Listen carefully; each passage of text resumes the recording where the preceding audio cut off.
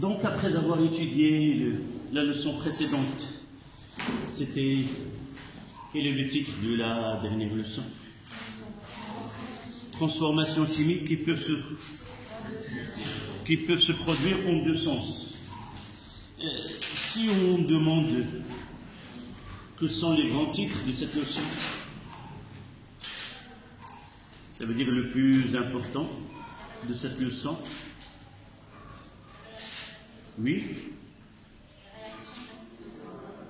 Oui, nous avons pris les réactions acido-basiques comme un moyen de faire, si vous voulez, donner ces connaissances. Mais en réalité, on pensait c'est ce que nous avons étudié avec les acides et les bases peuvent être appliqués à d'autres transformations chimiques. Oui.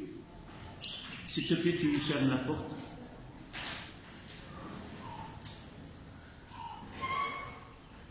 Avant la dernière leçon, nous avons parlé de transformations chimiques rapides et lentes.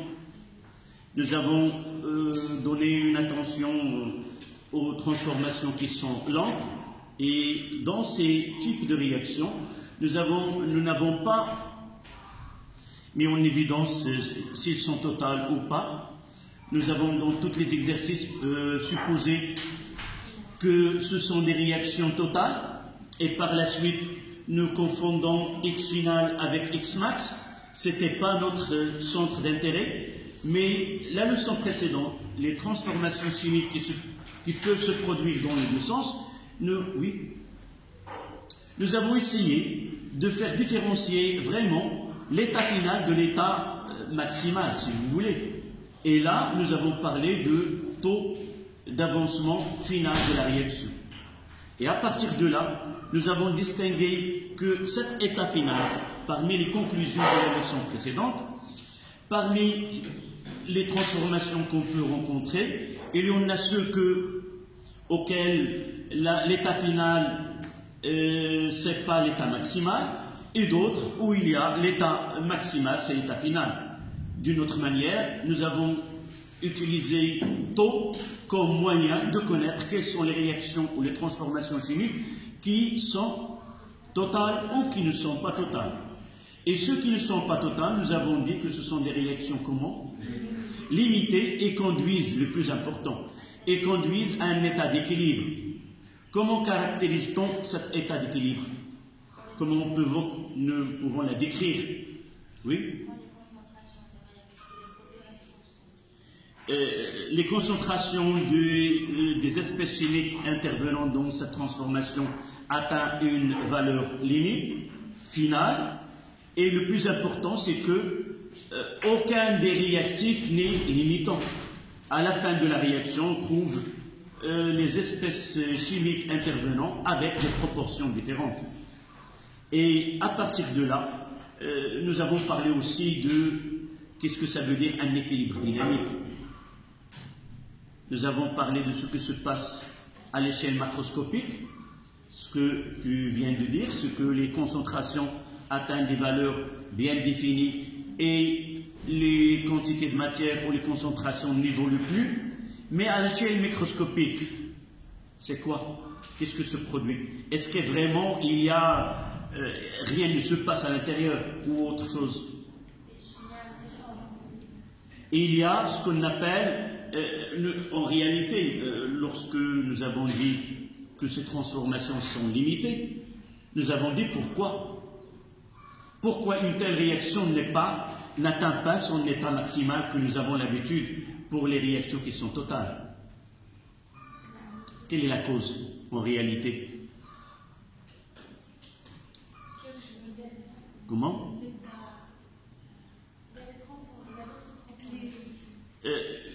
Je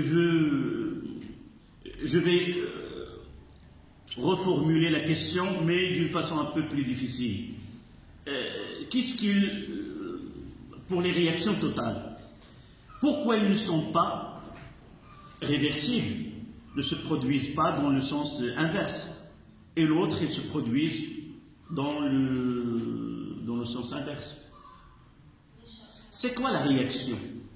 C'est quoi, à l'échelle microscopique, une réaction chimique qui se produit entre les réactifs? À l'échelle microscopique, c'est quoi?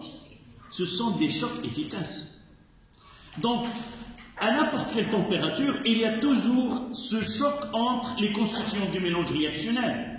Mais le passage des réactifs aux produits nécessite le passage ou dépasser une barrière d'énergie. Cette barrière d'énergie, pour passer des réactifs aux produits, nécessite une énergie, une barrière. Donc, si ces chocs entre les réactifs atteignent ce seuil, si vous voulez, on peut passer de l'autre côté.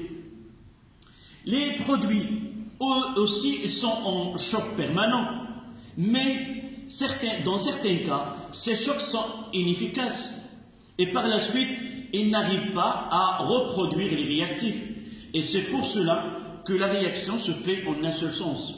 Dans certains cas, une fois que les produits se forment, ils se forment en agitation, évidemment, et le passage de l'autre côté nécessite une barrière qui n'est pas assez grande, et par la suite, ces chocs-là, parmi ces chocs, il y a des chocs qui sont efficaces, qui vont reproduire les réactifs. Tout simplement, c'est une question d'énergie et question de choc efficace ou inefficace. Uniquement, vous allez étudier ceci par la suite dans vos études supérieures, mais il faut voir que cette réaction, ce sont des liaisons qui se brisent, et là, pour briser une liaison, ça nécessite de l'énergie, et cette énergie, se trouve dans ce choc. Si ce choc n'arrive pas à avoir cette énergie-là, on ne peut pas briser ces liaisons et reformer d'autres. D'accord?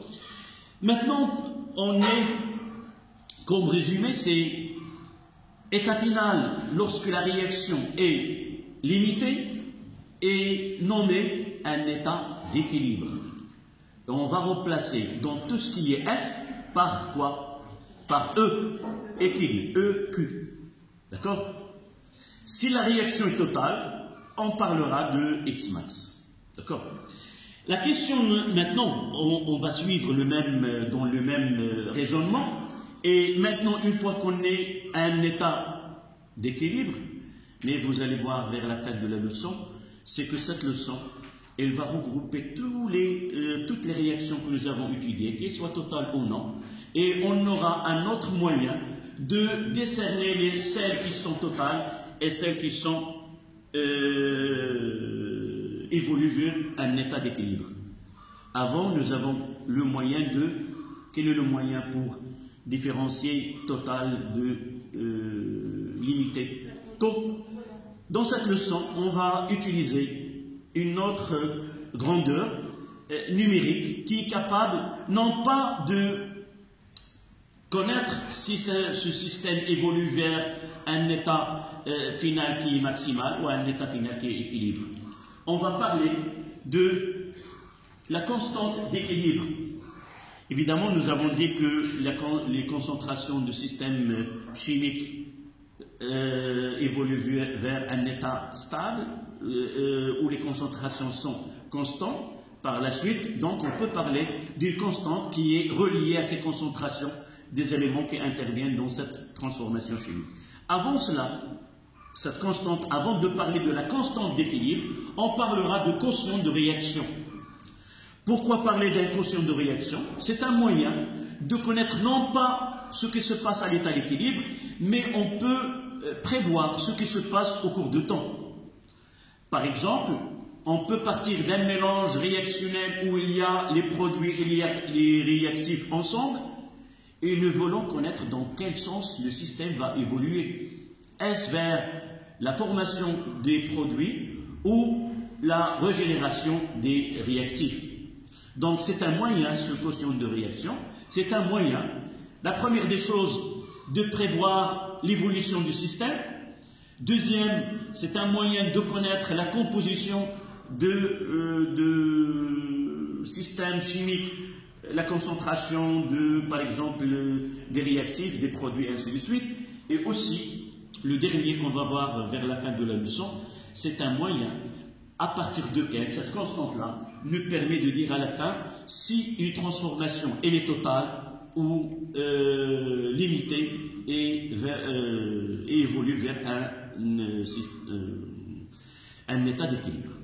Voici les éléments qu'on va traiter dans cette leçon. D'accord? Donc, un en chiffre romain, quotient de réaction.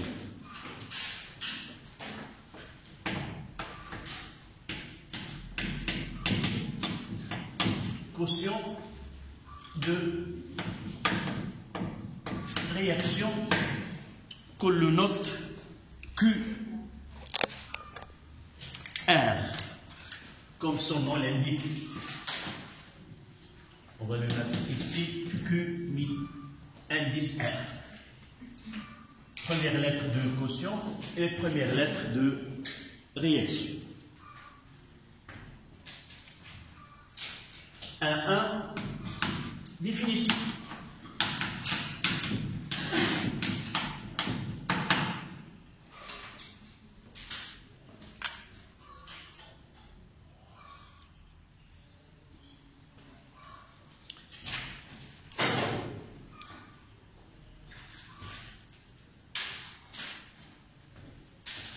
S'intéresser à connaître la composition des mélanges réactionnels vers son état final était l'objet de plusieurs savants. L'histoire des sciences nous donne que ce sont les premiers savants, ce sont deux Danois, Vage et Guldberg.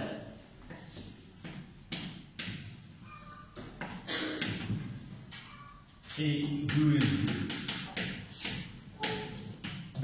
qui ont travaillé d'une façon empirique. Et chaque fois que j'introduis et je parle de ces deux savants, je les salue par la façon avec laquelle ils ont passé plusieurs années à établir une relation mathématique qui n'est pas une relation qui est basée sur l'expérience. Et vous allez voir que cette expression-là, elle est difficile, c'est pas évident de la trouver en quelques expériences. Mais le malheur, c'est que cette relation qu'il a nommée, c'est la loi d'action de masse, c'est-à-dire une fois qu'on réalise un mélange de masses des réactifs différents, il y a une loi qui régit cette réactivité et donne un état d'équilibre. Ces deux savants, il y a un lien familial entre eux, viennent au-delà, dans cette époque, en 1800 et quelques, il y a uniquement de l'industrie, il vient de l'industrie, il a essayé de travailler dans le domaine et il a donné sa loi. Cette loi n'a pas été reçue par tout le monde. D'abord, la langue avec laquelle il a été rédigé, et deuxièmement, après quelques années, ils ont traduit cette loi, ce travail, cette feuille de recherche en français, mais ce sont les Allemands et les gens qui ont donné un coup énorme à la chimie, ce sont les Allemands, qui ont pris cette loi et ils l'ont évoluée d'une façon mathématique. Là, on utilise de la mathématique, on utilise le différentiel, et ainsi de suite, mais toujours, il porte le même nom de ces deux savants, malgré le retard qu'il a pris pour être connu par tout le monde. Donc cette loi-là, il nous permet, évidemment on ne la pose pas de la façon qui a été posée à partir de ces deux savants, cette loi nous permet de donner une relation mathématique sans dimension, c'est-à-dire il n'a pas d'unité, et qui permet de connaître à chaque instant l'évolution du système. Et cette constante-là, cette valeur-là, qui est Q, nous permet de dire dans quel sens évolue le système. Donc vous notez, le quotient de réaction. Le quotient de réaction est une grandeur qui caractérise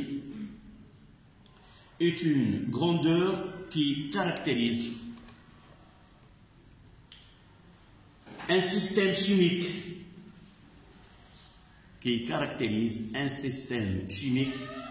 dans un état donné.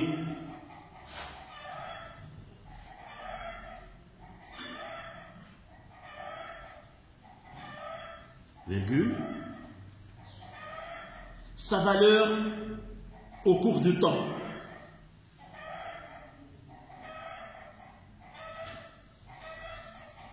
Nous renseigne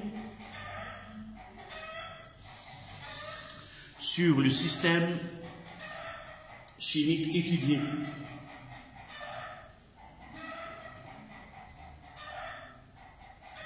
Dépend. J'ai dit nous renseigne sur l'évolution du système étudié. Son expression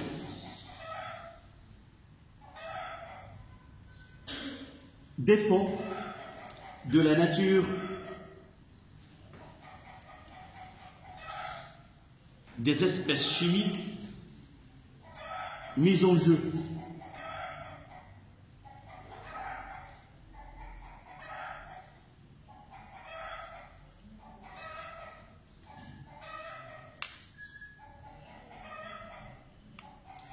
D'abord, il faut différencier, ne l'écrivez pas, d'abord il faut différencier que l'évolution des systèmes chimiques, soit ils peuvent se produire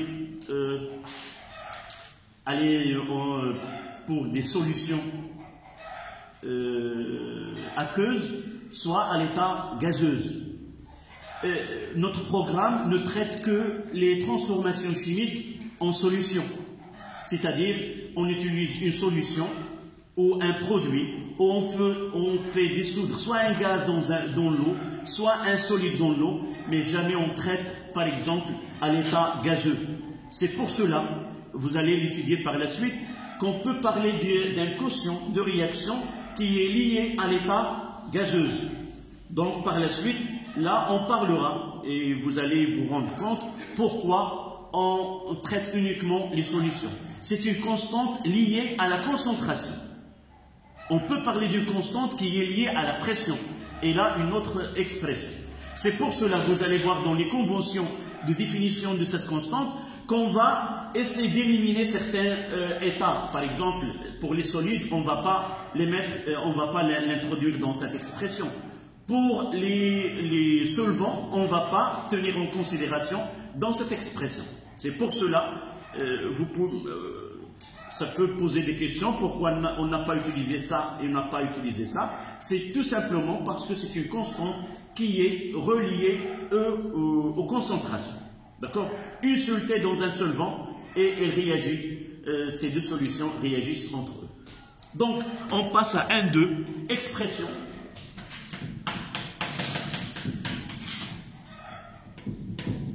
De QR.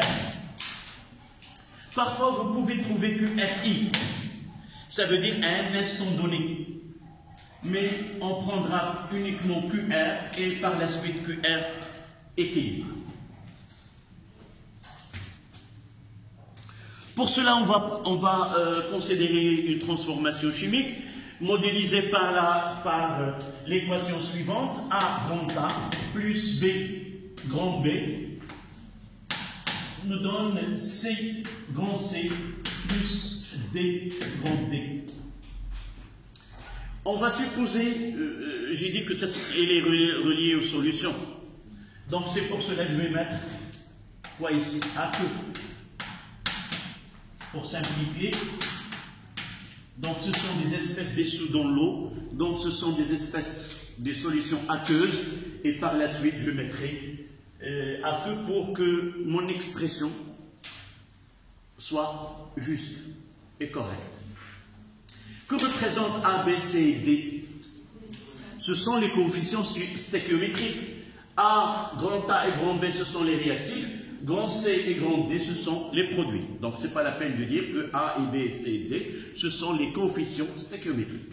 Donc, ce Q, là, R, est égal toujours, c'est la concentration des produits à la puissance, le coefficient stéchiométrique, fois D. Toujours, je commence par les produits, sur A à la puissance petit a, fois la concentration de B à la puissance petit b.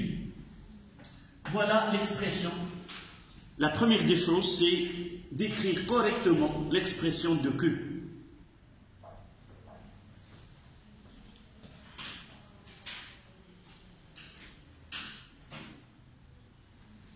N'oubliez pas que cette constante-là est une grandeur sans unité.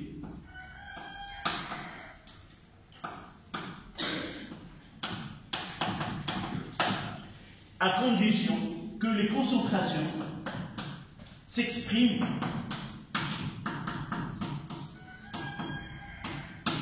en mol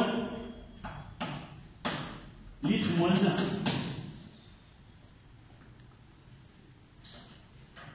Condition.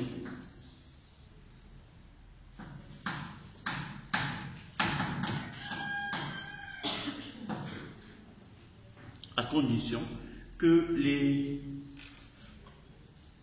concentrations s'expriment en mol litre moins 1. Nous avons utilisé une autre relation avant, c'est le pH est égal à moins log de la concentration de H3+, et là est sans unité, à condition que la concentration doit être exprimée en mol litre moins 1.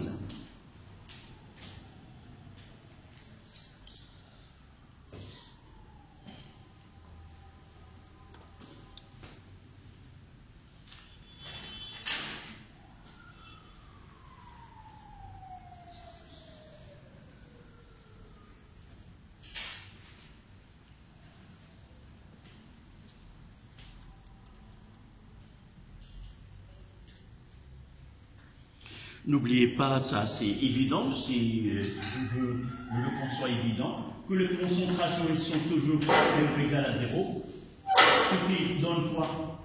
Que QR est toujours supérieur ou égal à 0.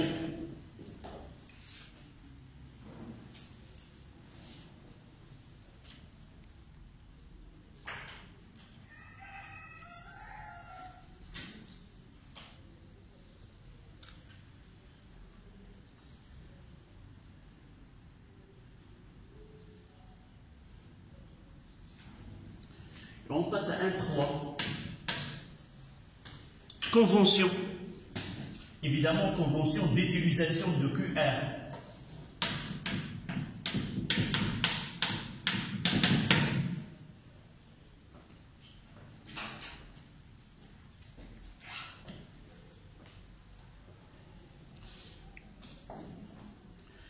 Toujours, lorsqu'on choisit une relation, on donne les conventions sous lesquelles il doit être utilisé. C'est une constante qui nous permet de l'utiliser.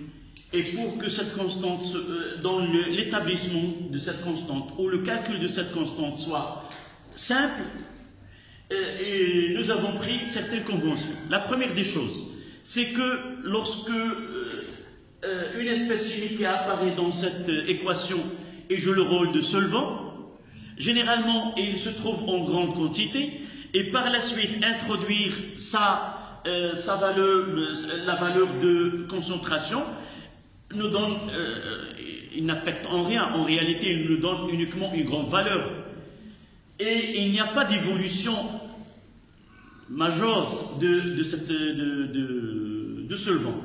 Aussi lorsqu'on introduit un solide, cette quantité-là, elle ne fait pas varier ce quotient. Et par la suite, les conventions d'utilisation et pour alléger et simplifier ce QR, et nous avons proposé la première des choses, lorsque l'eau apparaît, puisque nous travaillons dans des solutions aqueuses, lorsque l'eau apparaît dans l'équation, sa contribution dans son activité, si vous voulez, dans le mélange réactionnel, on leur donne 1.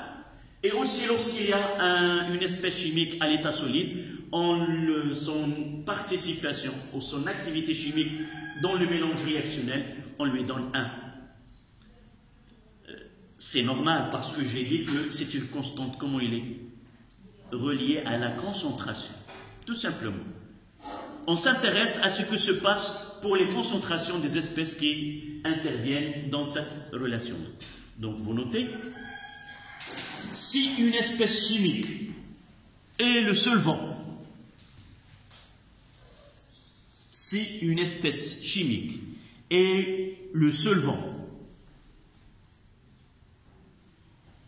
entre parenthèses pour nous, l'eau, mais vous pouvez dans d'autres on peut avoir un solvant autre que l'eau, l'alcool par exemple, ou autre, ça dépend dans quel mélange on travaille. Mais pour nous, toujours le solvant, c'est l'eau.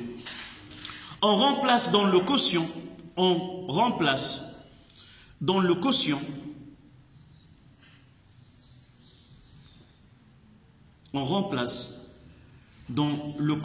de réaction QR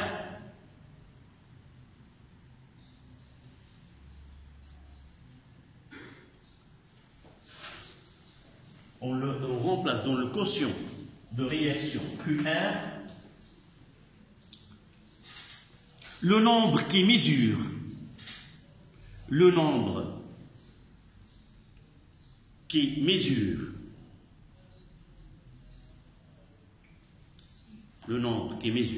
son, entre guillemets, ou qui mesure son activité, c'est-à-dire sa contribution, son activité, par le chiffre 1.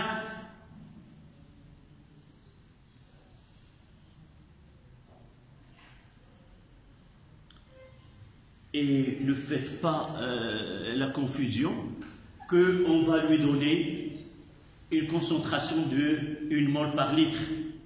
On lui donne 1. Mais en réalité, l'eau, dans un mélange réactionnel, lorsqu'il est solvant, sa concentration est de 55,5 mol par litre. 1 litre, sa masse, c'est combien?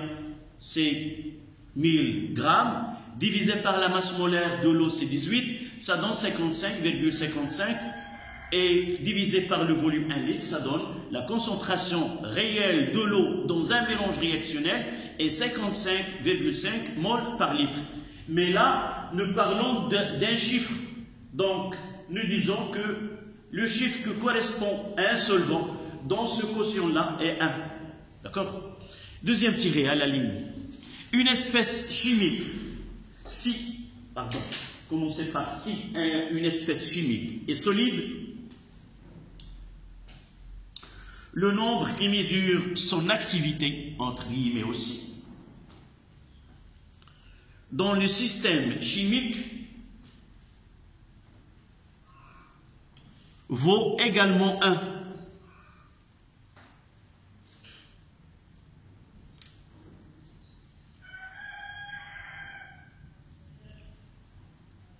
Le dernier tiré dans cette convention, mais on ne va pas le rencontrer, seulement vous devez le connaître. Si une espèce chimique est gazeuse,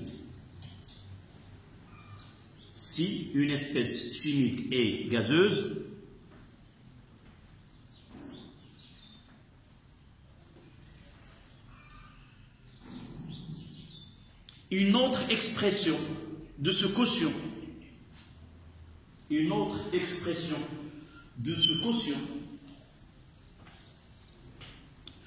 sera abordée dans le supérieur. C'est-à-dire, on ne va pas parler de ce cas-là.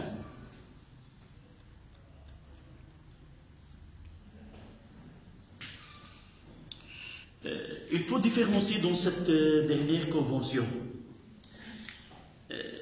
Il y a une différence entre faire introduire un gaz dans un liquide pour préparer une solution que nous avons déjà fait.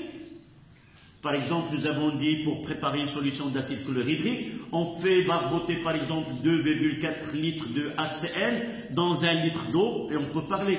Mais on parlera d'un équilibre lorsque parmi là on trouvera gaz. Par exemple, on parlera de H2 gaz plus I2 gaz qui nous donne 2HI gaz. Là, on ne peut pas traiter cette transformation chimique dans notre programme parce que nous avons là, ce sont l'état est gazeux et l'expression de quotient de cette réaction, celui-là, il a une autre expression. Évidemment, on ne peut pas partir de là et arriver à une autre expression qu'on appelle tout simplement Kp.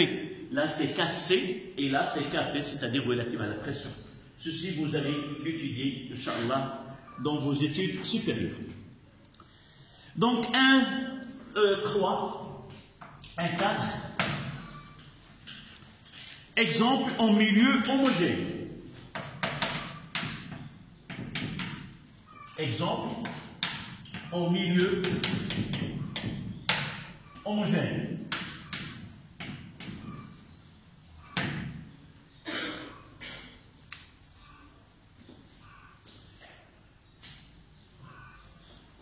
Puisqu'on n'entend pas milieu homogène,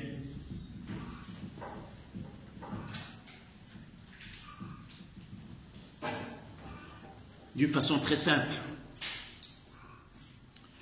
si je mettrais dans oui,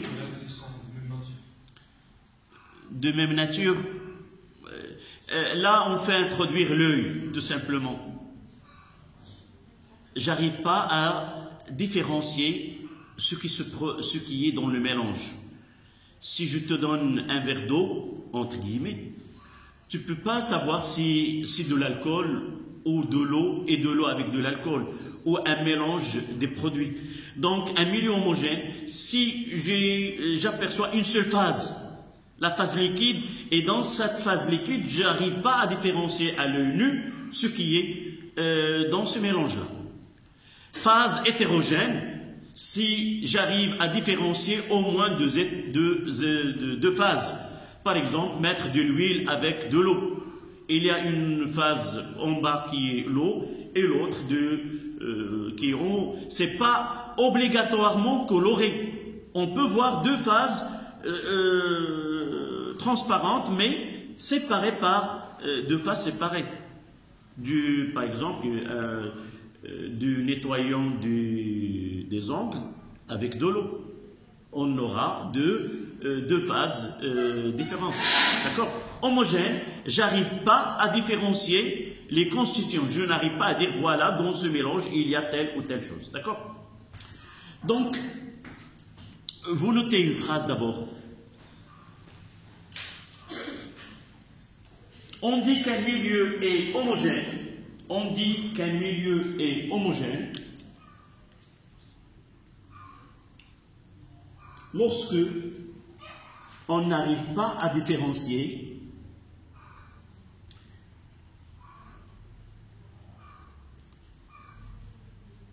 ses constituants. Virgule, ils forment une seule phase. Ils forment une seule phase.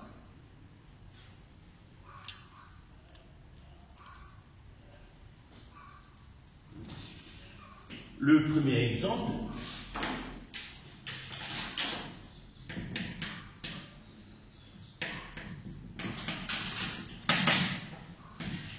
voici l'équation qui modélise cette transformation.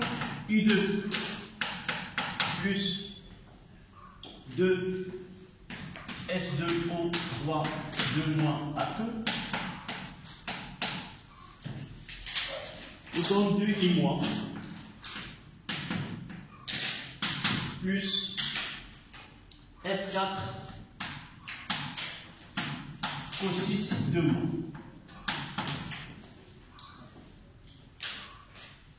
Dans cette leçon, il faut faire attention de lire bien l'état des éléments intervenant dans n'importe quelle réaction. Parce que la connaissance de l'état utilisé peut influencer l'écriture de ce quotient.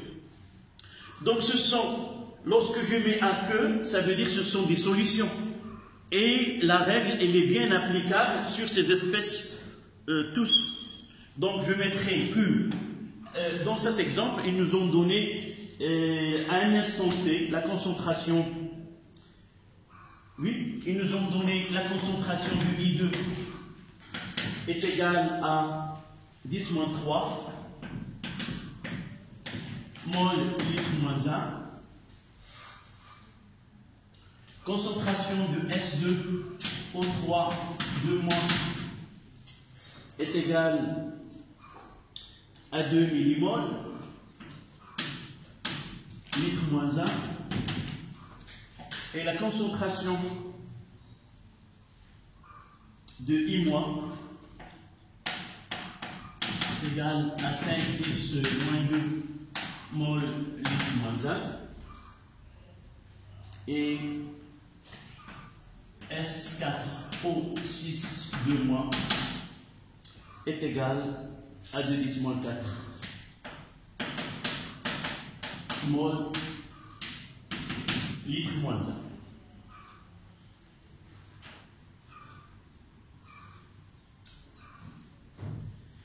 Là, nous avons un mélange qui est homogène. Un mélange homogène, nous savons que S2O3 ce sont des ions non colorés. Aussi, I- et S4O6 Donc, par contre, I2, il a une coloration brunâtre. Et par la suite, ce que nous voyons dans le mélange réactionnel, c'est la teinte prise par I2. Mais j'arrive pas à connaître si vraiment il existe les autres espèces. D'accord? Donc, l'écriture de QR est égale. Toujours, je commence par les produits. C'est I- à la puissance 2 fois la concentration de S4O6 2- à la puissance 1, c'est pas la peine. Et sur la concentration de I2 fois la concentration de S2O3 2- à la puissance 2. N'oubliez pas, les unités doivent être en mol par litre. J'ai écrit S2O3 2 millimoles. Ça veut dire que je dois écrire 2 × 10-3. Ça donne 125. C'est exact. Donc je vais mettre I-, là c'est 5 fois 10-2 fois S4C fois 2 10-4. Le tout sur 2 fois 10-3 fois 10-3. Et vous avez calculé, trouvé que QR est égal à 125.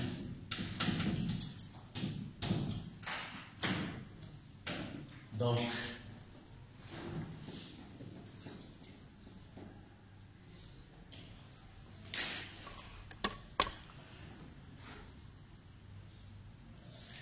un tel calcul séparé comme ça n'a rien d'intérêt.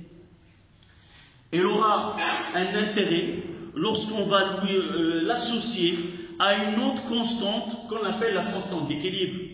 On va voir par la suite quel est l'intérêt de ce calcul-là dans l'évolution du système chimique. Et ce sont les questions qui vont être posées par la suite. On nous donne un mélange réactionnel avec une composition bien déterminée et il nous demande quoi? Dans quel sens le système chimique va évoluer? Connaissant ce quotient réactionnel, connaissant une autre constante d'équilibre, on peut prévoir le sens dans lequel le système il va évoluer. D'accord? On parlera vers la fin de la leçon.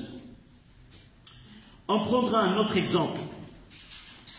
Exemple 2. Deuxième exemple.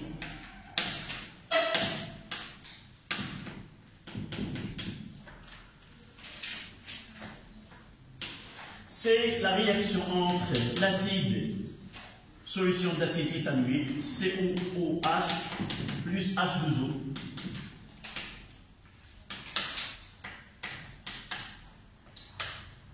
Ça donne CH3COO-. Donc je dois l'écrire de l'autre côté. CH3COOH plus H2O nous donne CH3COO-AQ plus H3O plus AQ. Voilà.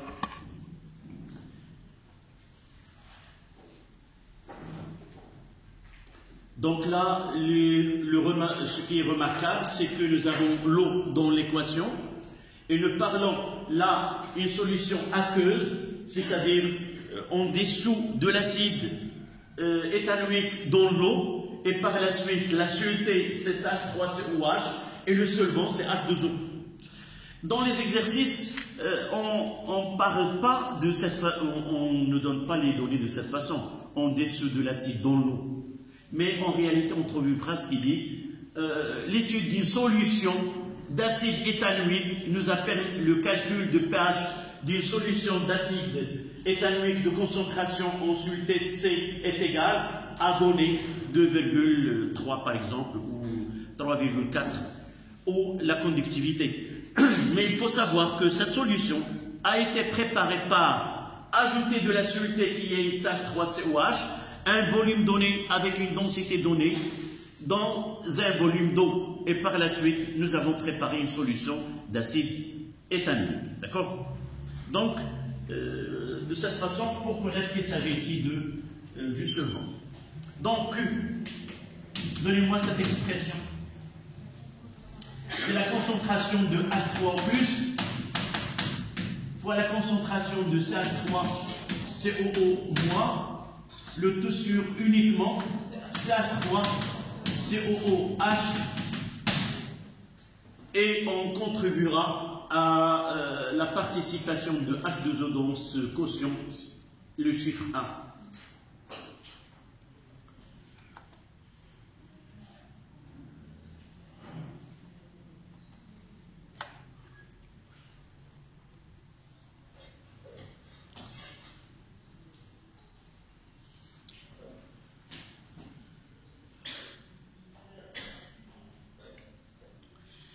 Je prendrai une équation que nous avons traitée dans les transformations d'oxydoréduction. Par exemple,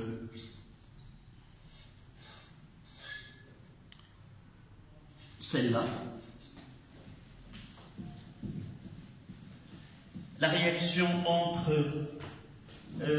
les ions ferreux et l'ion permanganate de potassium, c'est MnO4- plus 8H+, plus 5Fe de plus, là c'est aqueux,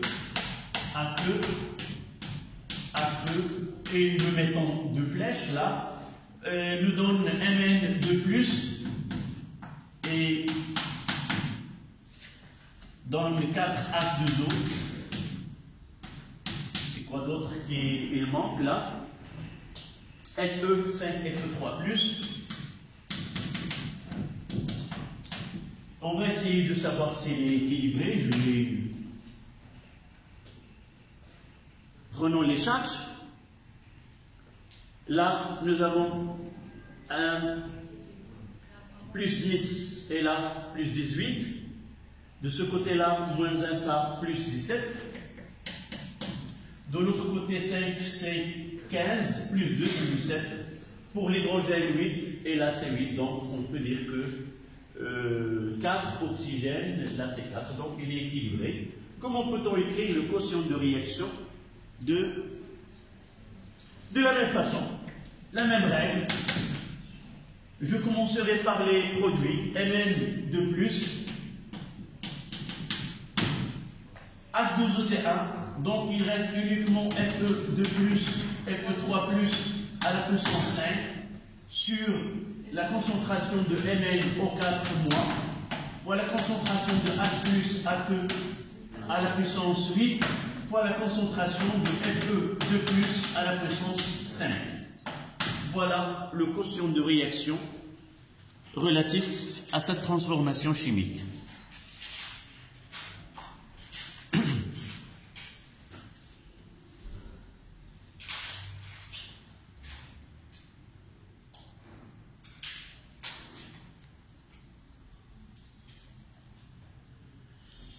Et ceci nous ramène au cas suivant, exemple, en milieu hétérogène.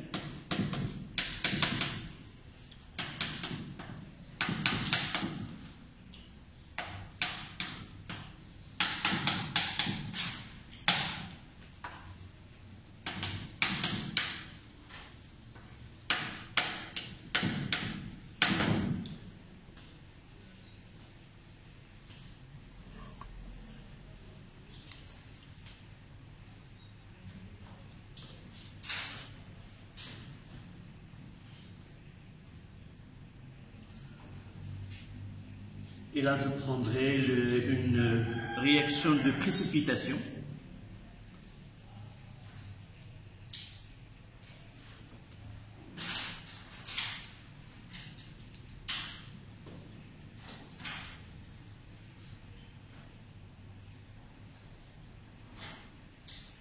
Je peux effacer ceci.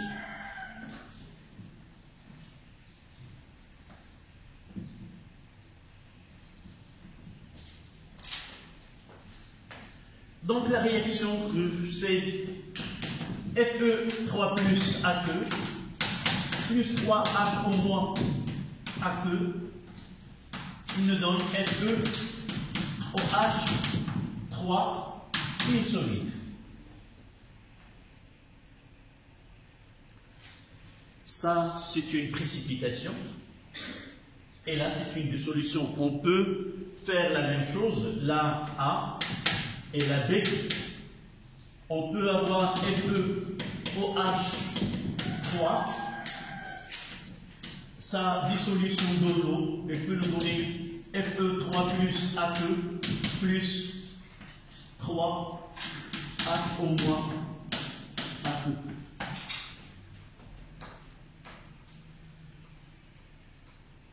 Vous voyez, entre A et B, c'est la façon d'écrire l'équation, c'est l'inverse, l'une et l'inverse de l'autre. Et on va essayer de donner une relation entre le quotient A, QA et QB. Et faire attention par la suite, comment écrire une équation lorsqu'on vous donne un quotient ou une constante relativement à une transformation chimique. Il faut voir donc comment ce cas il est lié à l'équation correspondante. QRA est égal à quoi? Là, j'ai mis S, c'est un solide, donc c'est 1. Sur la concentration de Fe3 plus AQ fois la concentration de H au moins à la puissance 3. Et si je mettrais QRB, c'est quoi? C'est Fe3 plus la concentration fois la concentration de H au moins à la puissance 3. Et vous voyez que QA est égal à 1 sur QB. QRA est égal à 1 sur QRB.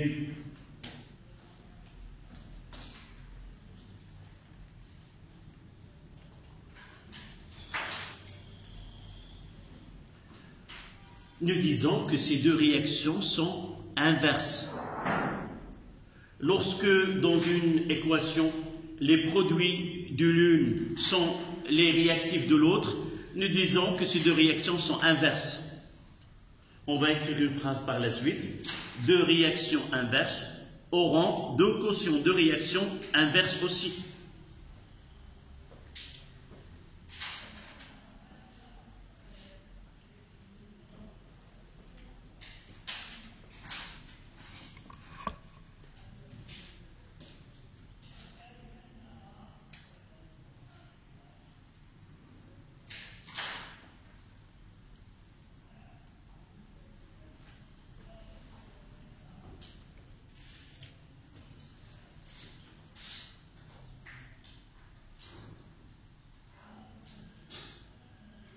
On notera cette phrase et on s'arrêtera 5 minutes. L'expression de quotient de réaction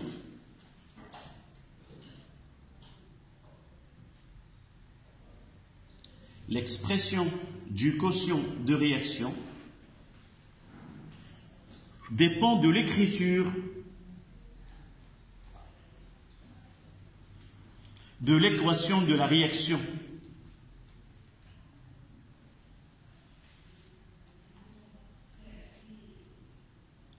Point. Deux réactions inverses l'une de l'autre,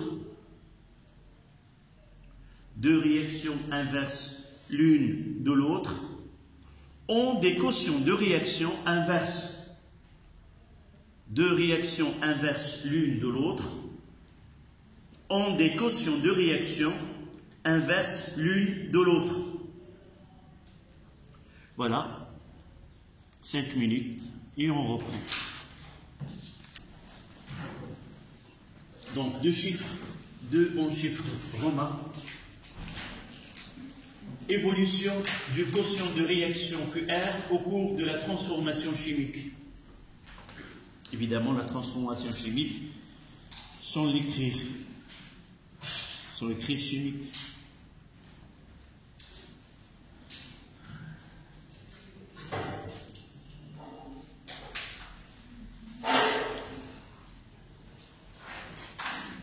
Donc on prendra un cas concret à partir duquel on va essayer de connaître l'évolution de système.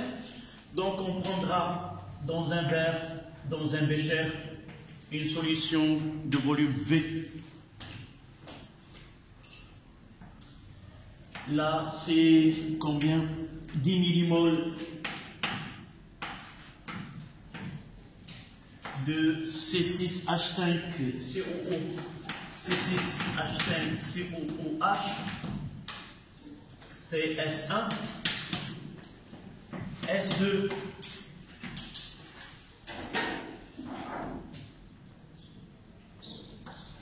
C2 millimoles d'éthanoate de sodium, 2 millimoles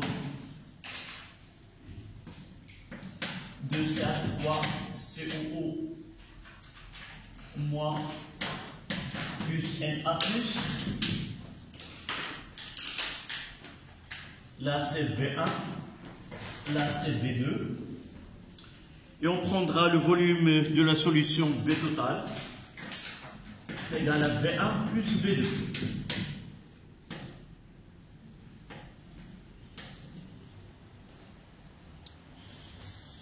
On va essayer d'étudier ce mélange réactionnel. Là, c'est l'acide benzoïque C6H5COOH. Et là, c'est l'éthanoate de sodium. Ion éthanoate, c'est quoi? CH3COO-, c'est la base conjuguée de l'acide éthanoïque. Nous venons de l'écrire tout à l'heure. Donc la première question, c'est d'écrire l'équation dans un tableau. Donc, dresser le tableau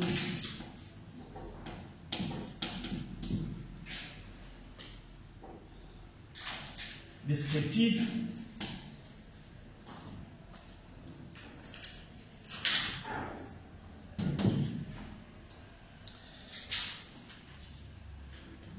avec ces trois étapes.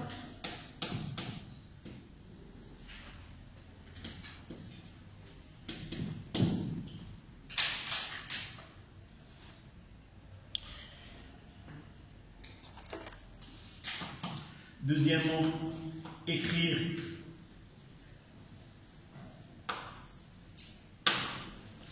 l'expression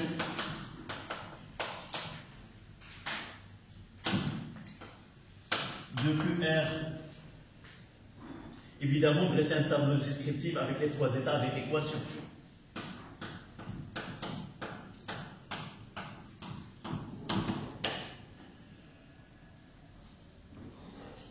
Et par la suite, écrire l'expression de QR et discuter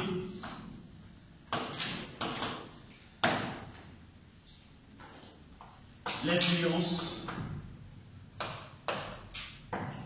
de X, qui est l'avancement, sur QR.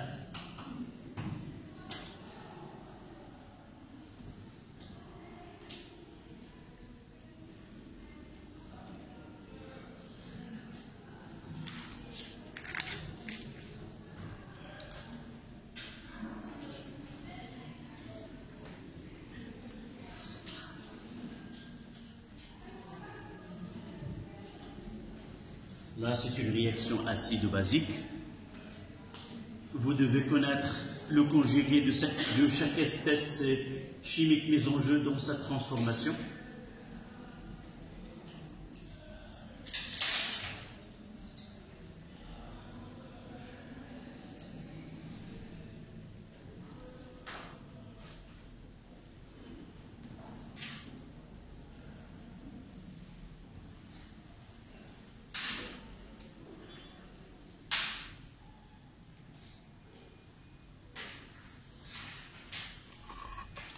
Donc, donnez-moi cette équation. Je commence par l'acide C6H5COOH AQ. Non. Quels sont les réactifs là? Là, dans l'expression, nous n'avons pas, on fait un mélange de la solution S1 et S2. Je vais mettre C6H5COOH plus H2O si on utilise quoi? La solution de l'acide benzoïque dans l'eau. Si les données ont été ainsi, en dessous, on ajoute 10 millimoles de tel dans un litre d'eau, dans un volume V d'eau. Mais là, on fait mélange de deux solutions, S1 et S2. Là, c'est l'acide et là, c'est la base. Plus CH3. CO- AQ, et ça donne, donnez-moi le conjugué de celui-ci, C6H5, CO-, on fait, et va perdre selon l'acide de Bronsted, ça donne C6H5, COO-, et plus, là il capte un proton H+, c'est H3, COOH aussi AQ. Faites attention aux équations de mélange que vous traitez. Ce n'est pas toujours avec de l'eau. Essayez de lire les solutions utilisées. D'accord? Et sur le même, je vais essayer de tracer un tableau.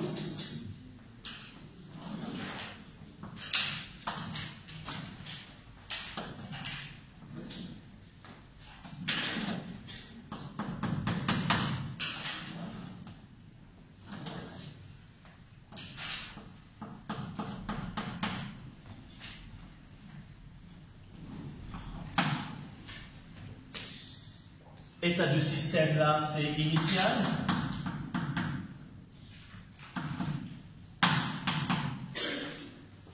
Intermédiaire.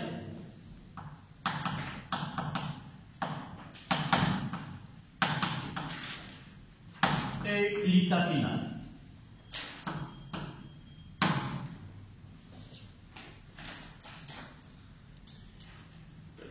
J'ai pas mis l'état d'équilibre. Pourquoi? Quand est-ce qu'on mettra final? Sans préciser, c'est les max ou c'est les équilibres. Lorsqu'on n'a pas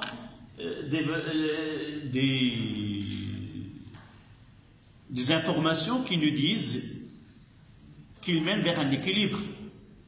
Par exemple, si dans les énoncés, ils ont dit étudier l'équilibre entre tel, je vais mettre ici état d'équilibre. D'accord? Mais si je ne sais pas la nature de la transformation, c'est le total ou non, je mettrai final et à la fin, je vais essayer par les calculs. Dans ce cas-là, on n'aura pas cette occasion-là de trancher. Mais le but de cet exercice ou de cet exemple, c'est de connaître la relation entre le quotient de réaction et l'avancement de la réaction X. Comment évolue Q1 avec X. D'accord? Donc, on mettra ici, selon les données, de 10-2 mol. Et là, c'est de 10-2.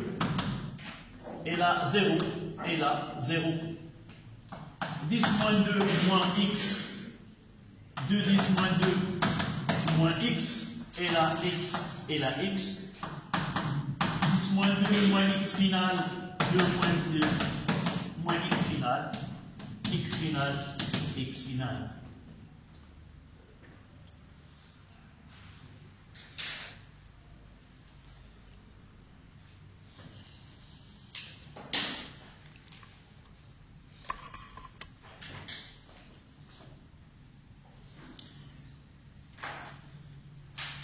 Remarquez qu'on peut calculer QR0.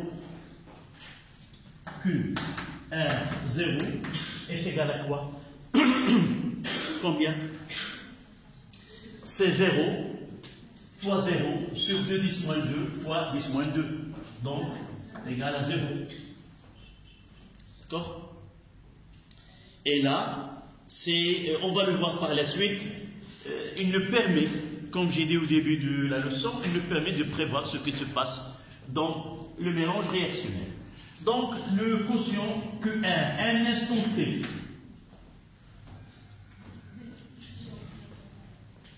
Là, je mettrai un instant T pour différencier. C'est la concentration de C6H5COO- fois la concentration de CH3COO- H là, le tout sur la concentration de C6H5COOH fois la concentration de CH3COO-.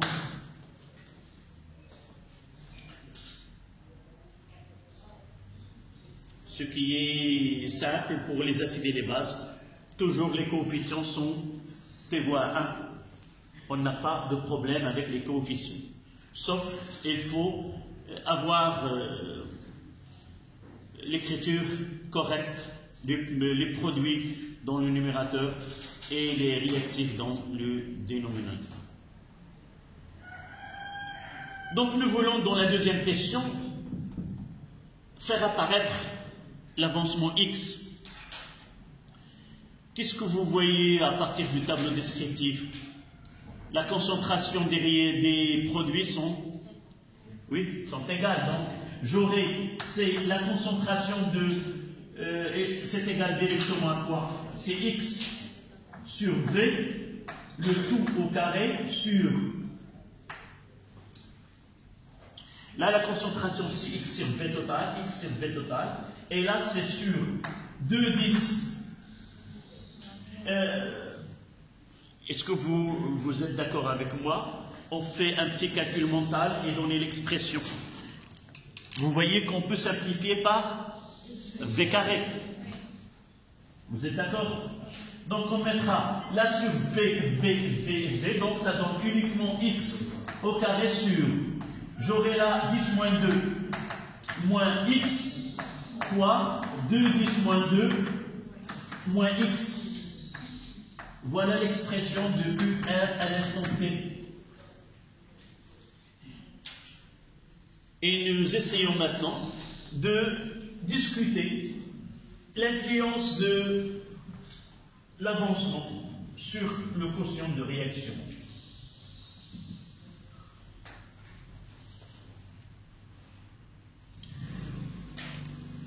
Donc je mettrai là CQR. C'est X carré sur 10 moins 2 moins X fois 2, 10 moins 2 moins X. Maintenant, on utilise les mathématiques. X évolue entre quelles valeurs?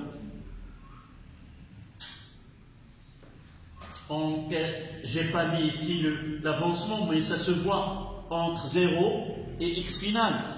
Donc, X, si vous voulez, au cours de la transformation, c'est une fonction qui est croissante. Elle augmente. Donc, si X augmente, ça veut dire que le numérateur augmente aussi. Et ici, augmente, ça veut dire ceci diminue. Donc, au cours de transformation chimique, le quotient de réaction, d'une façon générale, il évolue. De l'état initial à l'état d'équilibre, il augmente. Mais on va voir par la suite, là, nous voyons à l'instant t est égal à 0, le quotient de réaction est nul. À un instant t quelconque, il sera, comme il est ici, puisque x est les différences de 0, ça veut dire que QR à l'instant t est supérieur strictement à 0. Ça veut dire quoi? Comment évolue ce système-là? Cette réaction, comment évolue?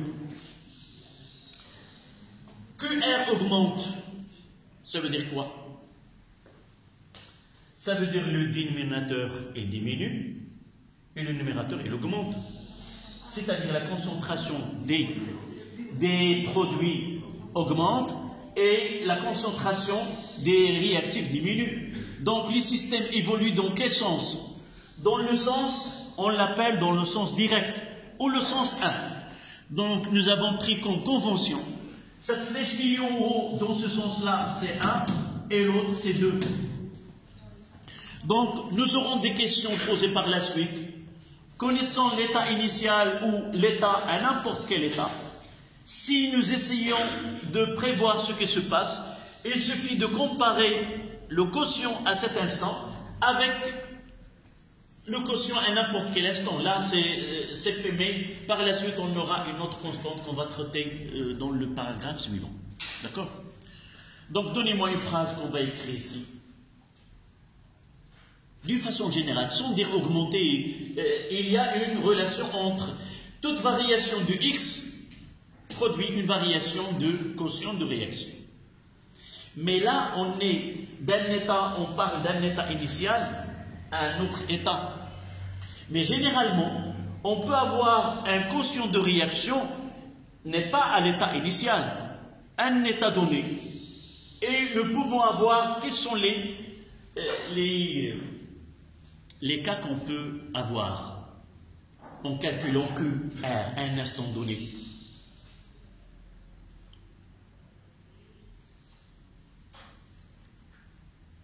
On le laisse au paragraphe lorsqu'on parlera de quotient de réaction à l'équilibre. Donc la phrase là, donnez-moi cette phrase. Le titre c'était quoi? Évolution de quotient de réaction au cours de la transformation. Ici, puisque l'avancement x augmente au cours de la transformation, donc le quotient de réaction évolue aussi au cours de transformation. Elle passe d'une valeur donnée initiale, dans ce cas-là 0, on peut avoir une valeur qui n'est pas nulle, ça dépend du mélange qu'on fait au début, et évolue. Donc vous écrivez cette phrase.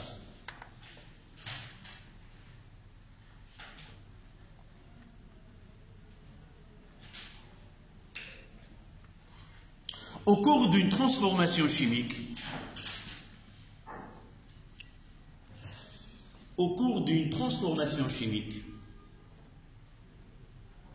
le quotient de réaction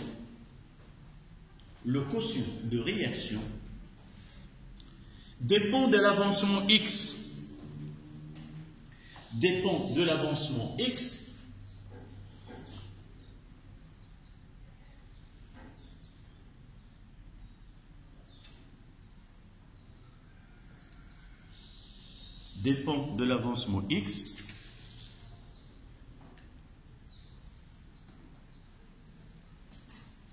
et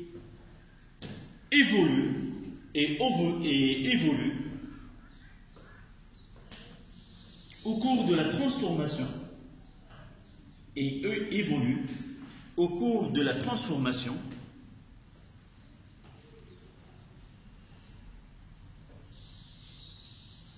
d'une valeur donnée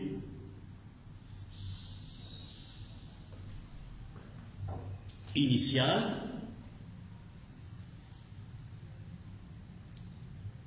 à une valeur finale QRF.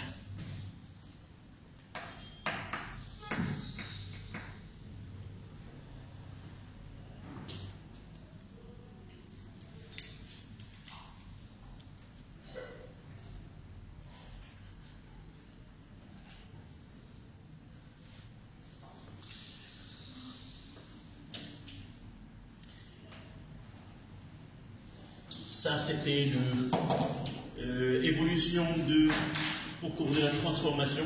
On n'a pas fait le titre là, c'est de 1. Effet, influence de l'avancement X, s'il vous plaît, au-dessus de ce que vous avez écrit. Influence de l'avancement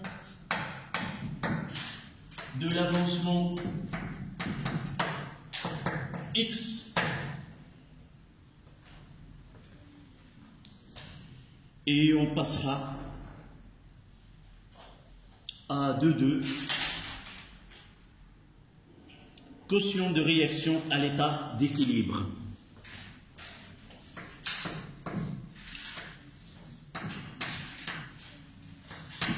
Quotient de réaction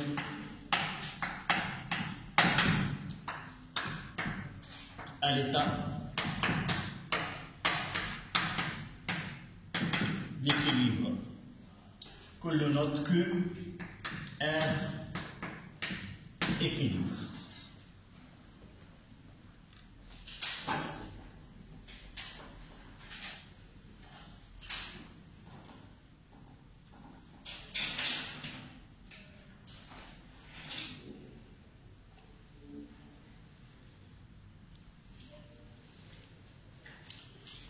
Donc, définition, la ligne, définition.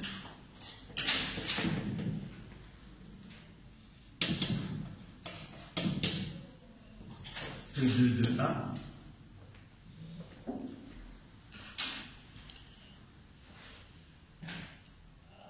On appelle quotient de réaction.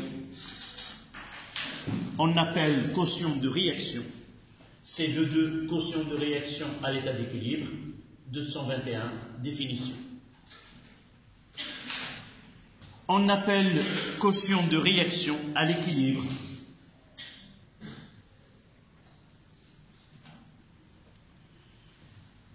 la valeur que prend, on appelle quotient de réaction à l'équilibre,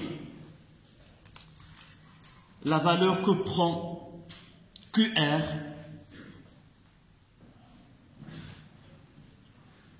lorsque le système atteint son état final d'équilibre.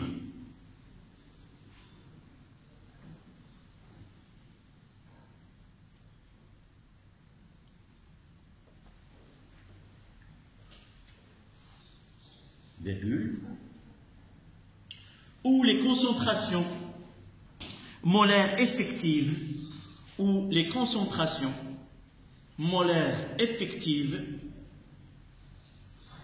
ou les concentrations molaires effectives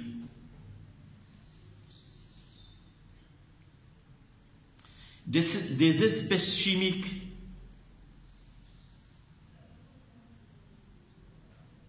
qui le constituent,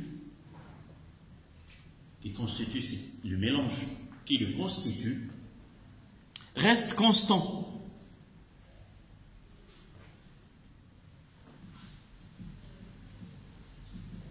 Et on la note X équilibre.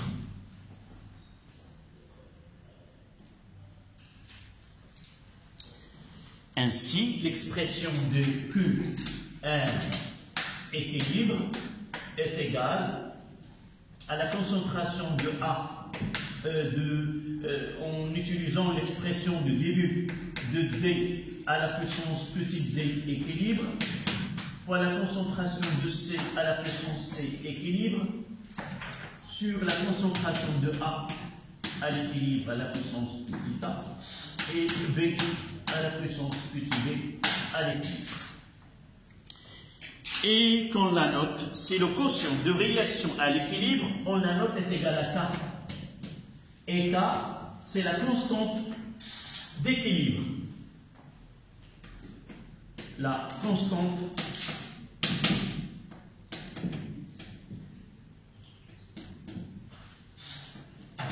d'équilibre.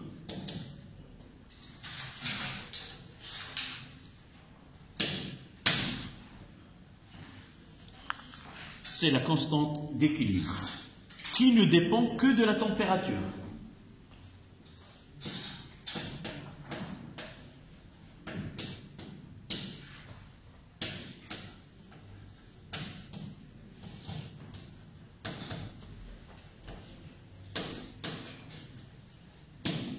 qui ne dépend que de la température.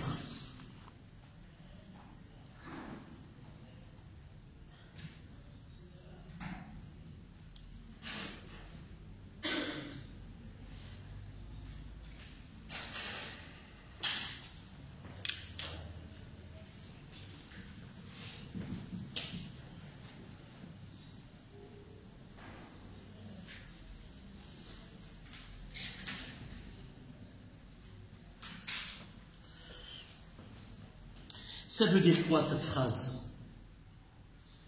Que ce qu'on va comprendre ne dépend que de la température.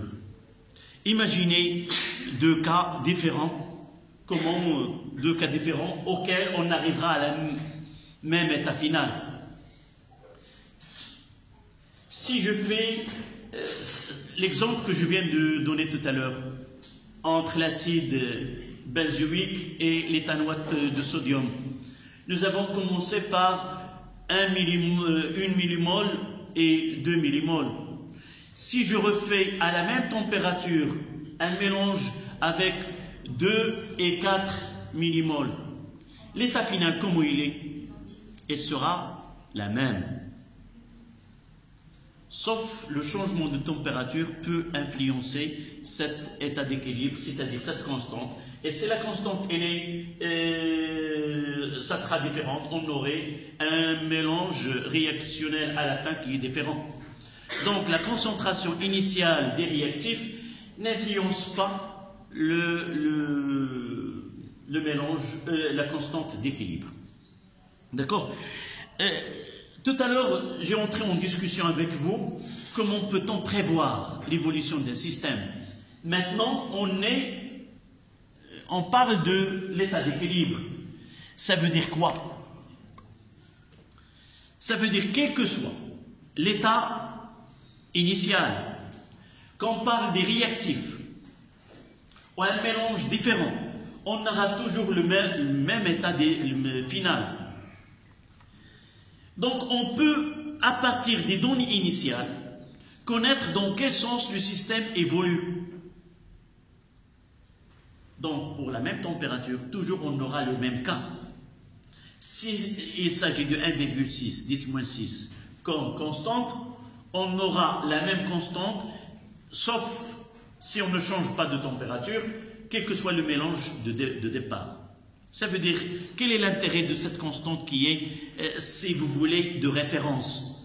On va la prendre de référence pour prévoir l'évolution du système. Donc, un état initial donné, comment peut être relativement, le quotient de réaction relativement à K? Quels sont les cas possibles qu'on peut avoir? Nous avons K, on peut avoir K inférieur, comme on peut avoir un cas supérieur. D'accord? Et à partir de ces deux cas, on peut connaître dans quel sens le système il va évoluer. Soit dans le cas, dans l'évolution de la formation des produits ou des réactifs. D'accord? On mettra ici 222. Évolution du système chimique. Évolution 222. Évolution de système chimique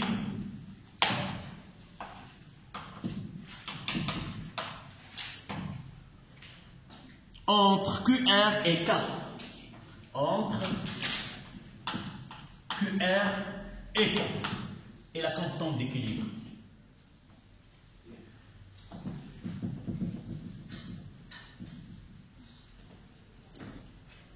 Ceci, on va l'utiliser dans les prochaines leçons, où on nous demande, la première question, c'est de connaître dans quel sens le système évolue. Donc, on va essayer de faire un axe, et au milieu, on mettra K, qui est QR équilibre. Donc, quel que soit le mélange réactionnel, toujours le système évolue dans le sens où le quotient de réaction va atteindre cette valeur-là. La première des choses. Il faut avoir en tête. D'accord? Donc, quel que soit le mélange réactionnel, l'état final, c'est l'état d'équilibre où le quotient de réaction atteint cette valeur K. Soit qu'il est donné, soit il y a un moyen de le calculer comme on va voir par la suite. Donc, supposons on est dans un cas où QR I est là. On fait le calcul, on trouve que QR I est comment il est inférieur. Donc, dans ce cas-là, Q RI est inférieur à K. Comment le système va évoluer? Donc, tout simplement avec une flèche sur ce schéma, il va évoluer dans le sens où ce K, il va atteindre dans ce sens-là. Q, il va augmenter de telle façon que QRI atteint Q équilibre. Et cette flèche-là, nous l'avons par convention nommée 1 ou direct. Ça veut dire, dans un mélange réactionnel, au début, on nous donne la constante d'équilibre Q est égale, c'est donné. Et il nous donne un mélange réactionnel. D'accord? La première question, c'est on demande de calculer le quotient de réaction à l'instant initial et en déduire l'évolution du système. On fait le calcul, on compare QRI avec Q équilibre et on fait ce schéma-là. On dit que Q, puisqu'il est plus petit, il va augmenter et atteindre K. Donc, il va se déplacer dans ce sens-là. Donc, le système évolue dans la consommation des réactifs et la formation des produits. D'accord? L'autre cas, c'est de l'autre côté, là, si nous avons Q' R, I, ici. Et dans ce cas-là, c'est ce Q' R, I, comment il est supérieur à K. Donc, le système, il va évoluer de telle façon que U, il va diminuer et atteindre. Donc, on aura une évolution dans ce sens-là, qui est le sens 2, qui est indirect, donc inverse. D'accord? C'est compris? Donc, essayez de faire ce schéma.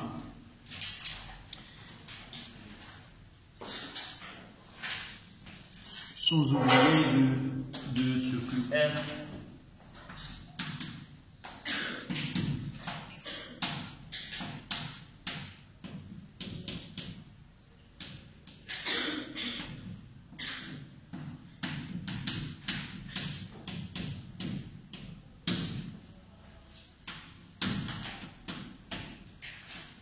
Ceci n'a pas de sens si on n'écrit pas l'équation de la réaction.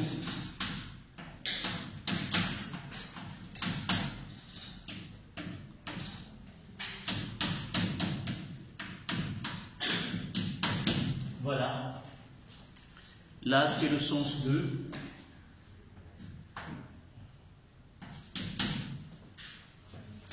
Et là, c'est le sens 1. Sens direct et sens inverse.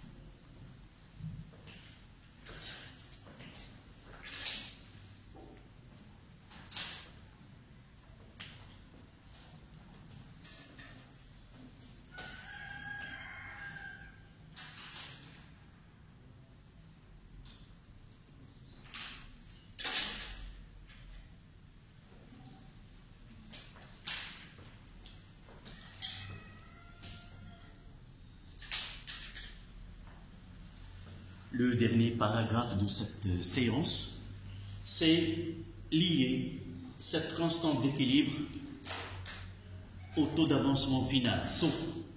C'est ça ce que j'ai dit au début de la séance, qu'on va essayer d'utiliser autre que le taux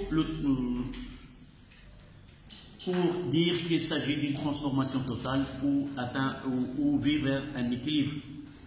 Donc c'est 223, constante d'équilibre et taux d'avancement final. Constante d'équilibre, je peux effacer, ça y est.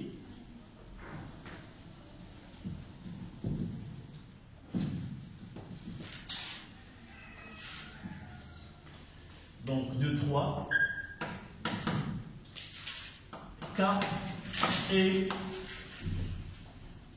le taux d'avancement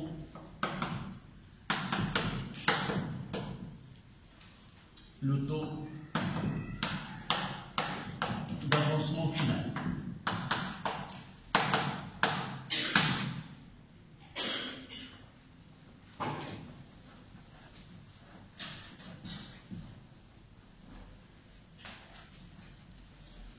La constante d'équilibre. Donc on va essayer à partir d'une transformation qui est simple. On prendra une réaction qui se produit entre A plus B qui nous donne C plus D. Là c'est un exemple qui est très simple, à partir duquel nous pouvons donner une relation entre le quotient de réaction à l'équilibre et le taux d'avancement. Mais en réalité, nous pouvons rencontrer des réactions qui n'ont pas le même coefficient, mais dans les acides et les bases, les mêmes coefficients. Mais on va prendre le cas particulier que les concentrations en soluté introduites de A et de B sont égales. C'est-à-dire CA est égal à C et CB est égal à C, pour faciliter les calculs. Donc, se trouve dans le même volume, j'utilisais ces C fois V, là C fois V, là 0, là 0. C fois V moins X, C fois V moins X, là c'est X, et là c'est X. Et C fois V moins X équilibre, C fois V moins X équilibre, là X équilibre et X équilibre.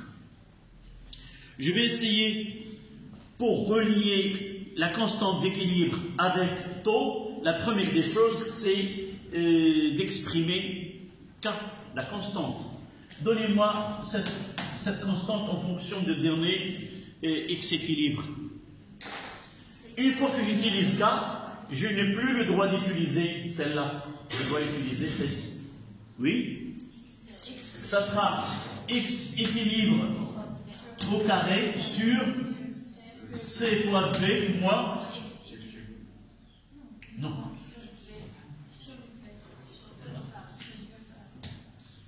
Je remettrai CX équilibre sur V, le tout au carré, sur C fois V moins X équilibre sur V, fois C fois V moins X équilibre sur V.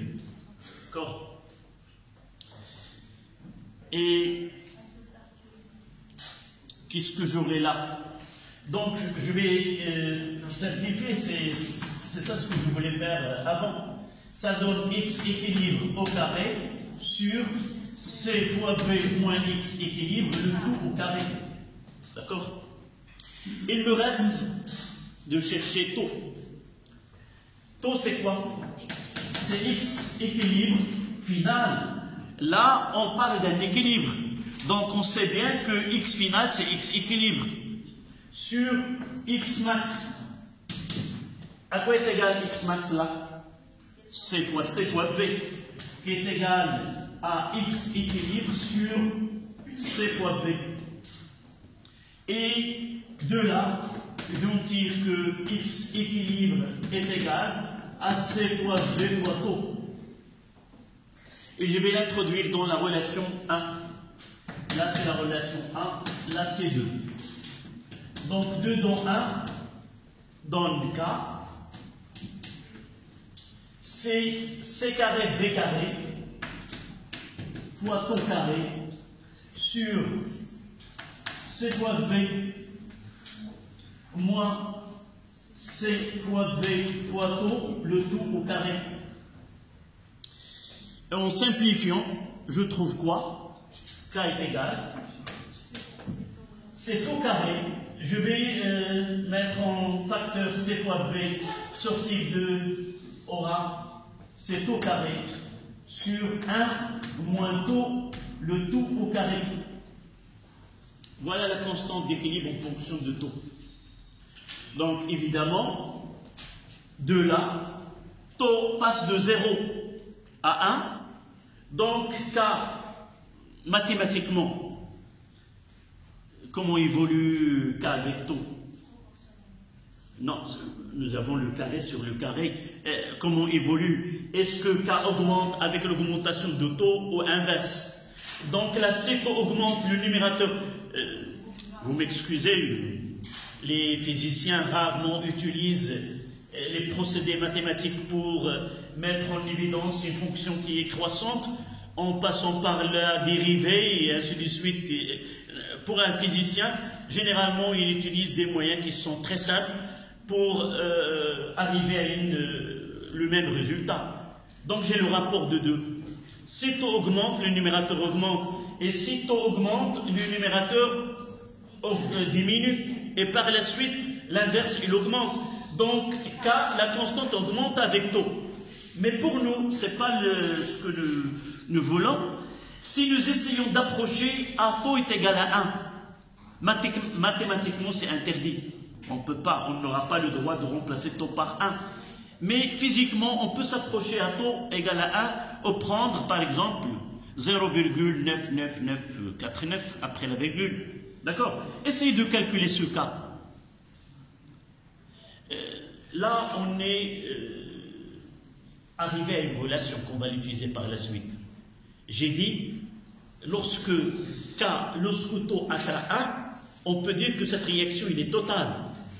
On va remplacer cette information ou ce donné-là, taux égal à 1, réaction qui est totale, par un autre moyen qui est quoi? K est égal à une valeur donnée. À partir d'une valeur donnée de K, on peut dire que la transformation il est totale ou elle est. D'accord? Essayez de faire le calcul. On mettra 0,9949 après la virgule, le carré divisé par. Mais on va majorer cette valeur-là et dire que lorsque K est supérieur à 10 à la puissance 4, on peut dire que la transformation est totale. Mademoiselle, combien tu as trouvé? 99980. Oui, c'est un numéro de téléphone, mais ne commence pas avec le 9. Ça veut dire 9000. Donnez-moi que la partie entière. 9980. C'est-à-dire, c'est 10 à la puissance 4. On peut la majorer par cette valeur-là. Donc, quelle est la conclusion qu'on va dire maintenant? C'est ça le plus important, ce n'est pas le calcul. Jamais on vous demande de faire ce calcul-là, mais d'interpréter comment interpréter ce résultat. Donc, c'est comme nous avons une carte qui a double face. Dans cette face, il y a quoi? Taux égal à 1, transformation totale. Taux inférieur à 1, transformation limitée et conduit à un équilibre. L'autre face, c'est quoi? K supérieur à 10 à la puissance 4, transformation totale. K inférieur à 10 à la puissance 4, transformation limitée et vire vers un équilibre chimique. D'accord? Voilà la conclusion qu'on va tirer de cette relation-là. Donc, il nous reste une phrase. Si vous avez écrit ceci, on écrira une phrase. D'accord?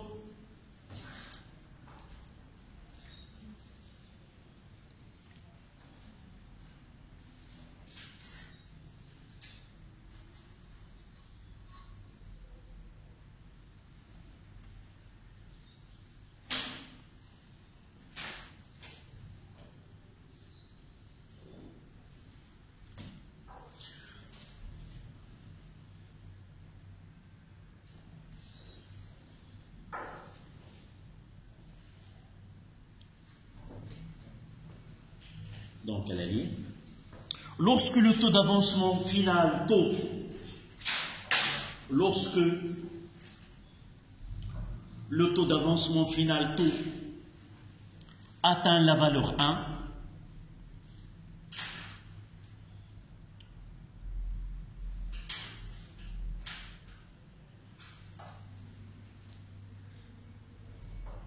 la constante d'équilibre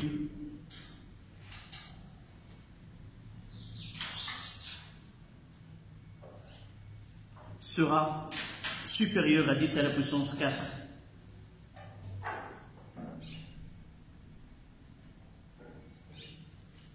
Et inversement, c'est-à-dire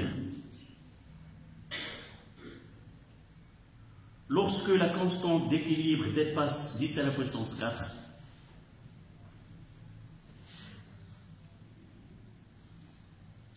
on peut considérer que la transformation est totale.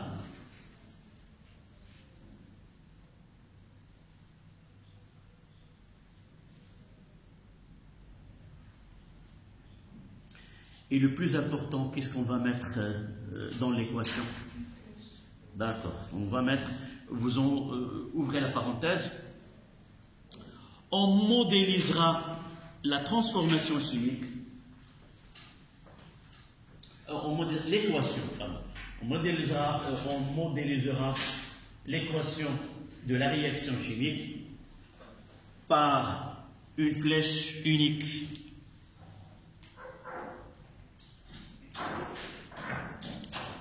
Voilà, il nous reste, c'était la leçon, il nous reste, je vais essayer de choisir des exercices, je vais les mettre dans les moyens avec lesquels on communique. Vers le samedi, vous allez, s'il vous plaît, essayer de faire ce schéma, les photos de cette leçon, les mettre dans le groupe. Vos camarades doivent l'écrire. Demain, Inch'Allah, je vais faire un rappel avec eux durant 20 minutes. Et je vais faire des exercices. La prochaine fois, le cours sera avec eux et vous allez l'écrire comme ils l'ont fait pour cette leçon. C'est la seule façon avec laquelle on doit avancer un peu parce qu'on est en retard par rapport à vos camarades, soit au lycée ou... D'accord? Voilà. Oui. J'ai exprès retardé le devoir à la maison pour que cette leçon soit comprise. Donc, on aura dans le devoir surveillé prochain, on aura le nucléaire et on aura... Les deux leçons sont combinées entre eux. Qu'est-ce qui reste? C'est calculer la constante d'équilibre, tout simplement. Nous avons tout fait dans la leçon précédente. Il ne reste que définir cette constante et comment la calculer. Donc vous allez voir, Inch'Allah, on va faire des exercices avec vos camarades et les autres le samedi. Je vais faire des exercices d'application et commencer le cours qu'on n'aura pas dans le devoir. Et le samedi, les deux groupes auront des exercices différents. Une séance d'exercices différente pour les deux groupes afin que vous aurez plus d'exercices d'application. D'accord? Merci.